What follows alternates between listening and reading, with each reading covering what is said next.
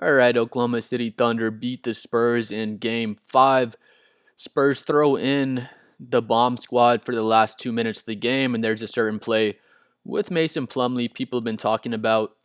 Let's check it out. I have it muted, or Adam Silver's going to send me to prison for sure. But they bring in the boys, Bismack and Carter Bryant, Mason Plumlee.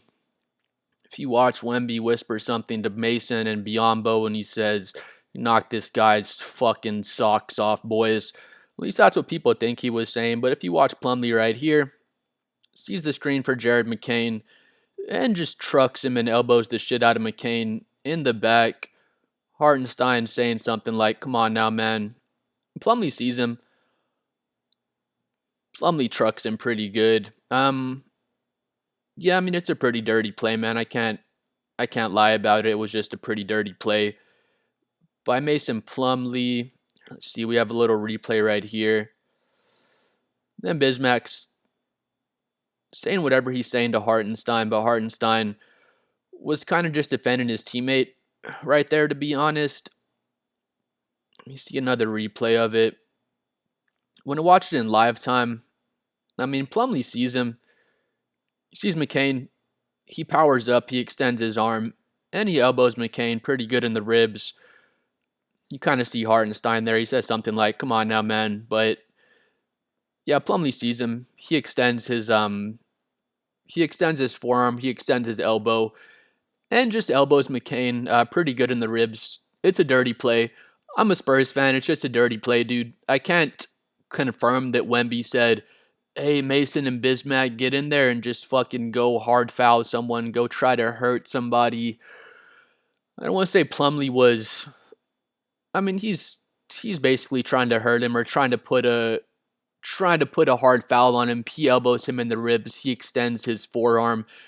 And it was just a dirty play, dude. Again, I'm a Spurs fan. I made a video about Hartenstein grabbing and pulling on Wemby and all that kind of stuff that was happening in game 1. I don't think the arm grabs and the pushes and the little hugs and stuff down low are exactly dirty plays. I did think 100%, 95% of those were fouls. I think at least half of those grabs and pushes and arm pulls from Isaiah Hartenstein on Wemby in game 1 should have been called fouls, but I didn't think any of that stuff was so much dirty. When I consider a dirty play, I just think it's something that has nothing to do with basketball, or you're just out there playing reckless and you do something intentionally or unintentionally that could possibly hurt another player. Like it's in game 4, I want to say, Stephon Castle is out on the breakaway. Caruso hard fouls him on one play. It was clean, it's just a hard foul. And the next play, I forgot who it was. I want to say it's Cason Wallace chasing down Stephon Castle. He gives him a little shove in the lower back. And Stephon Castle is airborne. They end up calling that a flagrant 1. Again, I thought that was, you can say it's a little bit of a dirty play. That's kind of my example. You're just out there playing really fast. Again, I want to say it's Case, and I could have been wrong, but he shoves Castle in the lower back just a little bit. I don't think he's trying to hurt Castle or do anything crazy, but he's just playing kind of reckless and quickly out there. And they call it flagrant 1 because he pushed an airborne player and Stephon Castle on that play. So the one play for Hartenstein, when he grabs Castle's hair, I want to say that was game 1, and he pulls on Castle's hair. I thought that was just absolutely dirty. You can hurt Stephon Castle's neck. And he just intentionally grabbed a handful of hair and pulls back Castle's hair. So I can't be pointing out OKC plays and saying, hey, this play's dirty, that play's dirty, and then see the Spurs do something like this play and try to defend the Spurs. Even though I'm a Spurs fan, I try not to be biased with my takes. Plumlee, he sees McCain standing there. He powers up. Here, we'll just watch it one more time in live speed. I mean, Plumlee sees him there. Plumlee sees him. He powers up. He speeds up. He extends his arm. He intentionally elbows Jared McCain in his ribs, and it's just a dirty play, dude. It had nothing to do with basketball. To the Wembanyama point, people aren't talking about this so much. They're more talking about how Wemby whispers to Biombo and Wemby says something. to Plumlee and Biombo, then the hard foul happens shortly after that. I can't confirm whether Wemby did or didn't tell them to go hard foul someone. On the opposite side of things, if it was almost the end of the game and SGA whispered to, I don't know, Kenrich Williams, whoever comes off the bench, and then 30 seconds later, they hard fouled one of my guys, to be fair to Thunder fans, I would think it looks a little suspicious. I wouldn't say SGA for sure said that, but this looked a little suspicious. And if it was the other side of things, SGA did the exact same thing and my team got hard fouled, I'd probably say it does look a little suspicious. So I get it from OKC fans. Again, this is a dirty play by Mason Plumlee. He sees Jared McCain. It had nothing to do with basketball. He speeds up, sticks out his forearm, elbows McCain in the ribs, and it's just a dirty play, dude. I can admit that as a Spurs fan. With me admitting that, I'm gonna get off topic for a second. Manu Ginobili was a humongous flopper. When Ginobili would flop, and you show me video evidence of Ginobili flopping, I'd say yeah, that's a flop. If you show me video evidence of a dirty play like this one, a better example is Bruce Bowen. Bruce Bowen would always get into people's landing space and stick his ankle down there, stick his foot down there to try to sprain other players' ankles. And Bowen was a dirty player. And when he makes dirty plays, just like this play that Plumlee made, if you showed me video evidence of Bruce Bowen making a dirty play, I wouldn't try to defend him, just like I'm not going to try to defend Mason Plumlee on this play. So with plays, again, it's off topic. SGA is just a flopper. When I show people video evidence of SGA flopping again and again, people would try to defend it and say SGA is not a flopper.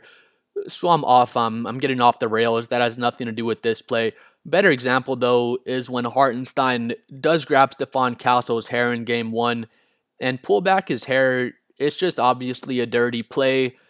And I made a video about that and said, hey, this is a dirty play by Isaiah Hartenstein. And then I'll hear certain OKC fans trying to defend that play. I heard people say, Hartenstein's hand just got caught in Stephon Castle's headband, and that's what happened. But he stuck his arm out, grabbed a handful of Stephon Castle's hair, and pulled it back. That was just a dirty play by Hartenstein.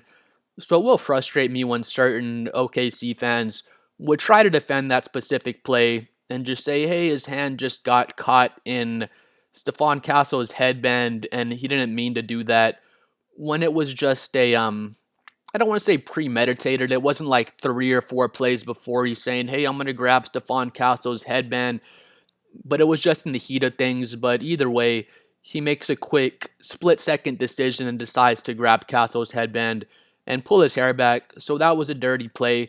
In this instance, again, it was a split-second decision, but Plumlee sees McCain there. He speeds up, sticks out his elbow, and intentionally elbows McCain in the ribs, just like Isaiah Hartenstein had intentionally grabbed Stephon Castle and pulled his hair back. So, again, to my point, I talked about flopping for a second, but when there's video evidence of dirty plays like this one, like the Isaiah Hartenstein hair pull, when I have video evidence of dirty plays and I show it to people and they try to defend it and say, hey, that's not dirty, but there's just evidence of it happening. Back to my flopping point, if there's a play where SGA obviously flops, or a better point, I'm a huge Ginobili fan. I love Ginobili. Ginobili would flop his ass off. He was a bad flopper. And if you show me video evidence of a flop, I'm going to say, yeah, that was a flop. If you show me video evidence of a dirty play, I'm just going to say, yeah, that was a dirty play, even though it was my team committing the dirty play, just like this instance. So that's what will frustrate me with dirty plays and flopping, not just SGA. Again, Ginobili, Harden, Brunson, there's all sorts of notorious floppers. So that's what'll frustrate me when we have video evidence of a dirty play or video evidence of a flop. And again, I'm a Spurs fan. I will be biased towards my team, even when I'm not trying to be. I'm sure all fan bases will do that. You're just going to have more love for your team than other teams. But again, in this instance, it's a dirty play by Plumlee. I won't deny it. If I show someone video evidence of a flop or another dirty play, I wish we could just watch it objectively and just watch what happened and say, Yeah, that's dirty. Yeah, that's a flop. And then just keep on moving on with our day. But again, dirty play by Mason Plumlee. Please like and subscribe. I'm trying to hit 7 million subscribers. Let me know what you thought about this play. If both teams are, if one team is wearing just a blank white jersey, one team is wearing just a blank black jersey, and they're playing in the rec center, and I saw Mason Plumlee do this, and it's just a bunch of random dudes, I'd say, hey, that random dude made a dirty play. He elbowed that other random dude for no reason. So again, it just, even as a Spurs fan, this is just a dirty play, dude. But please like and subscribe, like the video, hate the video, tell your friends, do something to it. We'll see y'all next time.